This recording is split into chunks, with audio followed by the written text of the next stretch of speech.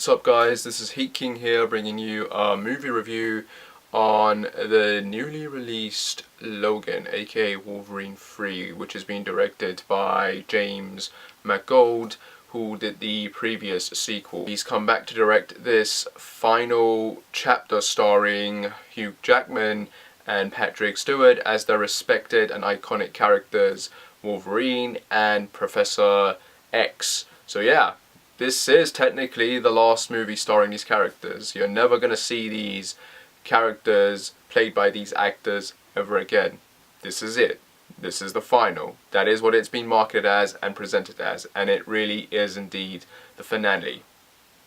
Unless they bring Deadpool and Cable into it somehow, and they somehow do another time-traveling story to bring these characters back. Hopefully they don't, because otherwise it would ruin the emotional value that this movie gives to us. This movie takes place about a few years after the events of Days of Future Past. Now, you could technically watch this movie as a standalone, set in its own world and its own continuity and its own universe.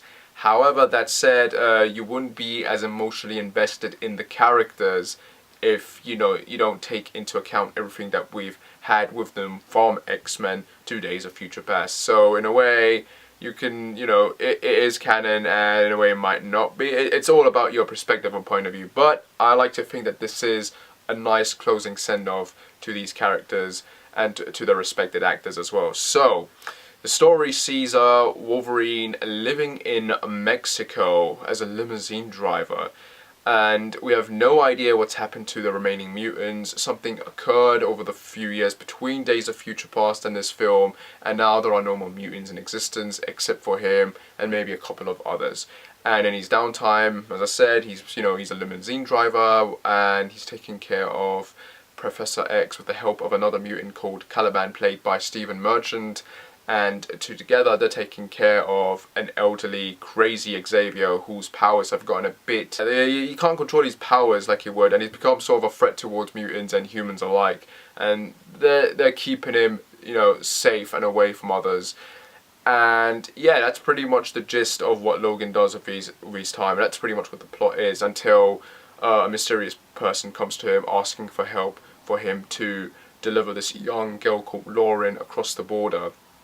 And of course Logan refuses. He refuses because he's not the hero anymore. Certain things have happened between the time between those last films and this, where he's pretty much a depressed, alcoholic person now. He's not the caring person he once was. At this point, he only cares about himself and Xavier. And at the same time, the adamantium in his body that gave him his strength in the first place is now slowly poisoning and killing him. And it's stopping his healing factor from healing him like he used to. So yeah, he's in a very bad place. At the same time, you've got these mysterious forces who come into play that want to get Laura, and this forces Logan to having to do the job of getting her to safety while taking Xavier with him at the same time. And for us, we get a movie that's about our father and son, a father and daughter, in this road trip of a film slash chase film, where they crawl across the desert and Nevada trying to escape these evil forces who are trying to get Laura for some reason. And later on it's revealed that she is connected in some ways to Wolverine, because she also has the same healing factor and adamantium claws. So there's a lot more going on than meets the eye here. Overall, this movie isn't as complicated as it sounds. It's very simple. The first act of this film really sets up the introduction of all these various characters and what the plot and direction of this film is going to be. And of course, then we get the more emotional, kind of unexpected second act of the film, where these characters get a bit more closer to each other before an unexpected twist occurs. And then we go in for the final act, where all the mayhem comes to a conclusion and we say our goodbyes to these characters for the last time. Definitely hands down one of the best comic book films that we've well, it's the first comic book film we've had this year so far. It's a great starter, basically, to what will hopefully come next. And it's definitely one of the better X-Men movies, though to be fair, you can't even call this an X-Men film, and it's really not even a comic book film. There is nothing really comic booky about it.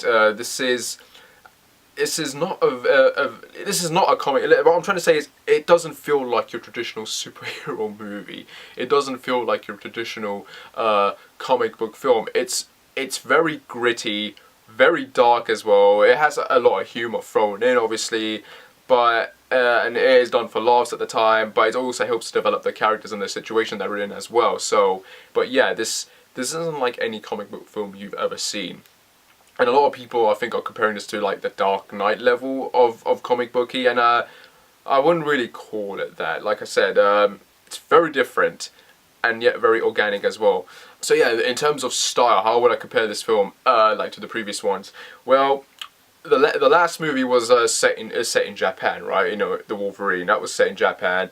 A lot of action, a lot of comic book elements towards the end. This movie is more of, like I said, a road trip slash chase film. It has more of a Western feel and vibe to it. The best films to compare it to really would be the Kill Bill movies, where the first Kill Bill was, you know, basically took place in Japan for the majority of the time, and then the sequel took place like it was more of a Western approach, and that's kind of what the Wolverine and Logan are in that respect. So, you know, if you're looking for more of a character-driven, slow-paced kind of film with action scenes spewed here and there, but very few in between, then this is what this movie is. In terms of performances, Hugh Jackman delivers. He delivers greatly, and rightfully so. You know, when people say that you know, John Connor, for example, is their favourite 007 because of what he did, I can kind of see this now with Hugh Jackman, because I can't see anyone else being as good as him in this role.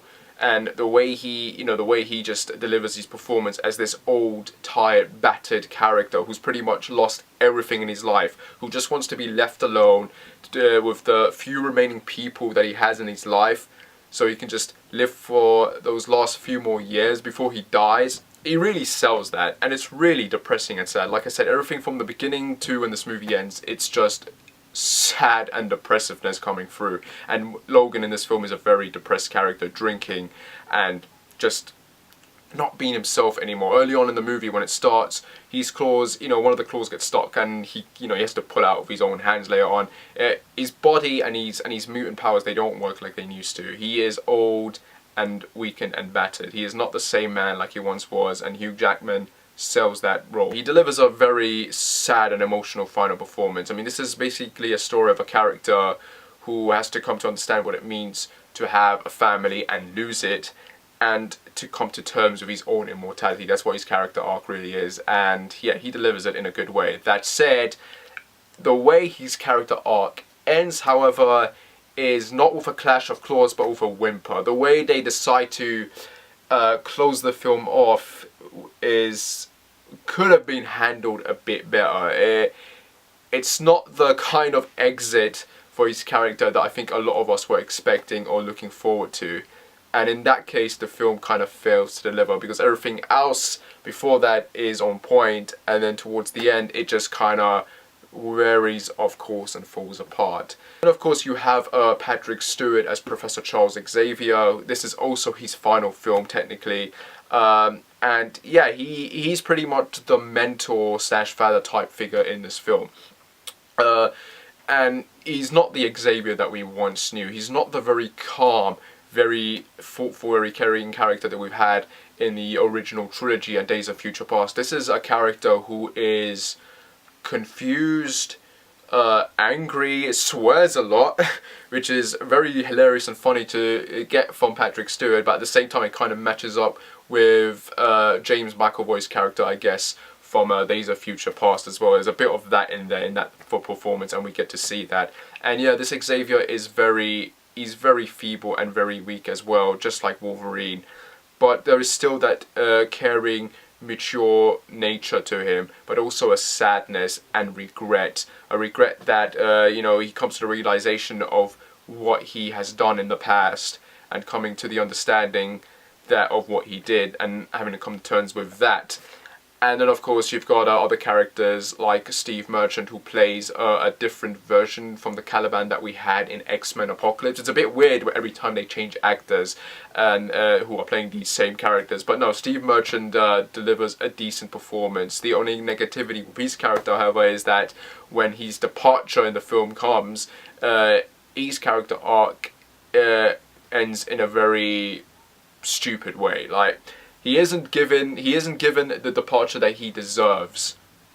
And in the end, it's completely pointless what they do with his character at the end. So yeah, a bit of a waste there. Hands down, the best performance in this movie is Hugh Jackman and his relationship with Patrick Stewart as Xavier. I mean, the two of them play off each other really, really well. And you see that bond that they have and the anger and the frustration they have at one another as Wolverine tries to take care of him. And, you know, Xavier at the same time tries to bring Logan back to being this caring person that he once is. Because as Logan puts it, every time he comes close with someone, they end up leaving or dying because of him. Or, you know, just theatrically speaking, that's kind of just what happens. He gets close to someone, they end up dead, and he doesn't want that anymore. He doesn't want to open up his heart anymore to any others. And that's where Laura comes in. And we get this sort of daughter-father vibe chemistry relationship together with them. And it's very sweet and very awkward, because Logan for the majority of the movie basically wants nothing to really do with her. She has more of a nicer time being with Xavier than she has with Logan, but there is obviously something there. And the actress, Adina, who plays her, she's phenomenal. She's hands down one of the best things about this film. You could even go as far as saying that this is technically speaking her movie, more so than it is Logan's. It may be Logan's end, but it's definitely her origin story, and she shines in this film. Great performance, really. Especially considering that the majority of the time she doesn't even have any lines, and she's pretty much mute throughout the whole thing, but it's really her facial expressions and actions that develop her character, that tell us what her character is feeling and what she is made of. And it's great to see that. It's unique to see, because we hardly get silent performances these days, so that's definitely one of the more unique approaches, especially with kids, like with kid actors, because you go into a film and they have a kid actor and you kind of feel like they might ruin it, but she definitely makes the film stronger for it. So yeah, definitely one of the best parts of the movie. Which brings me to one of the weaker parts of the film, which is the villains of the movie. I think one of them is played by Donald Space or something. I don't really know his name, and the other one is played by Richard E. Grant. I think he played one of the bad guys in the Doctor Who special and one of the episodes. Not too sure again. But yeah, their characters are pretty much just sort of there. The main guy, I think Donald, he plays like the henchman. He looks all cool and he's got a few good scenes at the very beginning that set his character up. He's very sadistic as well, but he plays off really well with Hugh Jackman as well, actually. But then towards the end of the second act, his character just kind of goes nowhere and it's just there for show, really. And then you've got Richard E. Grant, who plays a scientist, a mad scientist type character.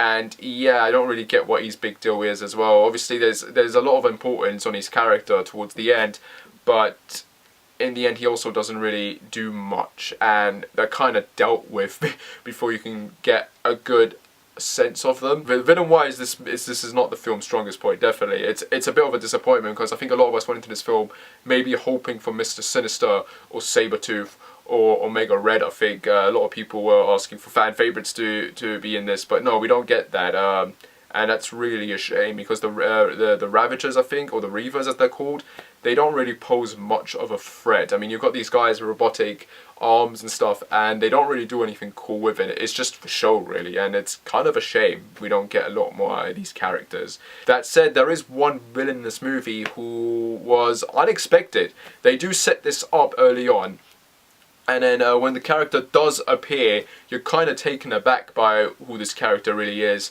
And I didn't think they would go in this route. It's amazing they managed to keep this character hidden in the trailers. Like the fact that he hasn't been shown at all, even been talked about, is amazing. So yeah, but I didn't like it, to be honest. The introduction of this character is good. There's a very horror vibe from it. I mean, we get this sequence pretty much that's basically almost like a horror movie, and it's unexpected and really terrifying as well. You do get kind of a sense of chills from this character, because it is sort of a nervous feeling. I mean, he comes in and you're kind of like, what's going on?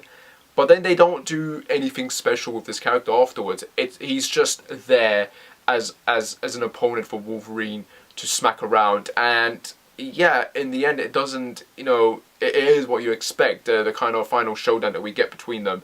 And it's kind of a shame that this wasn't an established character. I mean, I think I think when people see this movie, the first thing I think a lot of them are going to say is that this character looks like Sabretooth. Why wasn't it Sabretooth? I mean, the way the character at least looks facial wise, it looks like Sabretooth, so it's kind of a bit disappointment they didn't just swap it out over comic book character that fans are familiar with, or maybe someone new. Instead we get this, and to be honest, I just don't think it really worked. It's kind of just a shame for this kind of story, really. Action-wise, there's plenty of it, and not a lot, really. Like I said, it's really spaced between. This movie is more of a character study and focuses a lot on the characters, and like I said, it's more of a road trip, so there's hardly a lot of action going on in the first place. But what action we do get is good, is okay, and I think for the most part everyone's going to agree, like the first act or ending act of action sequence of Act 1 is pretty much the best part of the whole film, until maybe the middle part, and after that towards the end, the ending stuff is good too, but it leaves a lot to be desired. I mean, we get the ending, and then we get the final battle, and then we get the ending, and it's done, it's over, it's quick like that.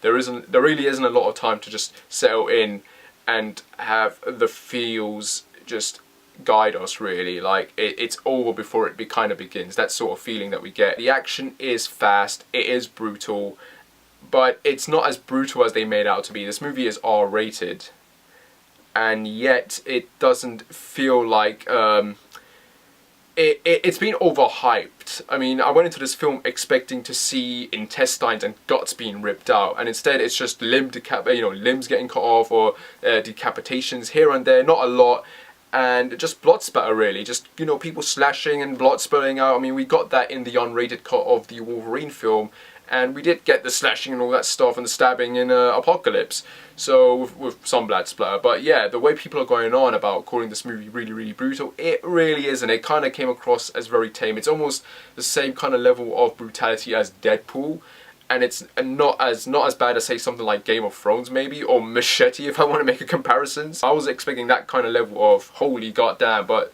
you know, the violence that we did get in this, it was okay, it was good, but it's nothing to really to hype or brag yourself about. It's not as bloody as I would have preferred it to be. And the whole kind of notion that, you know, Wolverine's going to go into his berserk mode, we don't really get that.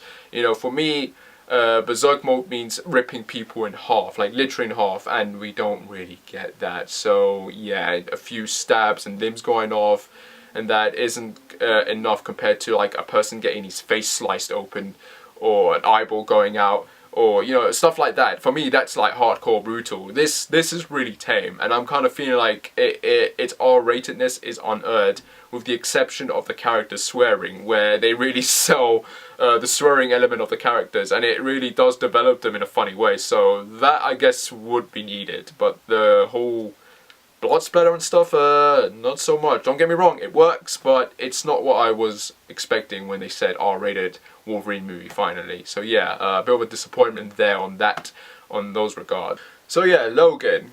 Great performances by Hugh Jackman, Patrick Stewart, and Deanne. Am I saying that name right? Apologise if I'm getting it wrong, but yeah, good performances there. Decent, good action sequences, a great Act 1. And that's pretty much it, really. In terms of story-wise, I feel like there's a lot of things they could have maybe changed around in the third act, and the second act was a bit too predictable in terms of the direction it went, considering regarding supporting characters, which was pretty obvious what was going to happen to them. In terms of the third act, oh boy, the direction it goes into, I guess it was needed in order to make Wolverine at the end a proper true hero, but I feel like they could have just gone around it a bit, and maybe perhaps focused more on him being a true hero, because at the end, I don't know, like I said, the way they end his arc just didn't feel as good as it could have been. They could have done a better job of that. See, this film really does feel like The Last of Us starring the Wolverine. Honestly, anyone who's played that game knows what I'm talking about, and that's what it feels like.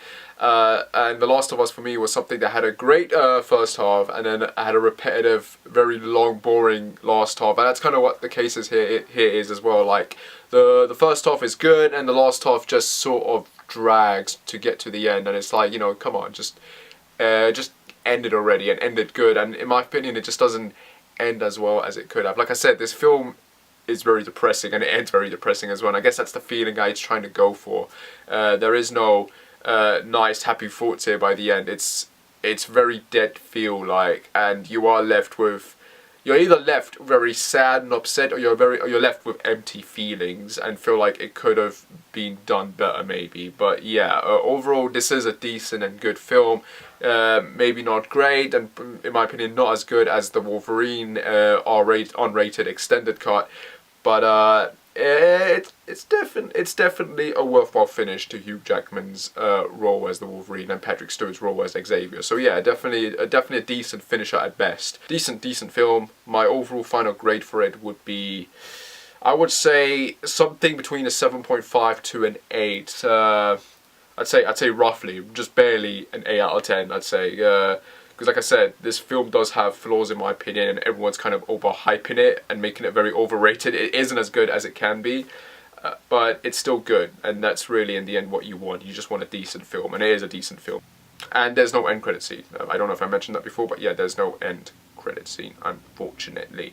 After all that hype with Apocalypse setting up Essex Corporation, and we don't get anything regarding that here. So yeah, what a waste of an end credit scene from that last film, yeah? Anyway guys, I hope you liked this review. As always, like and subscribe, whatever, and I shall see you when I shall see you. Take care and bye.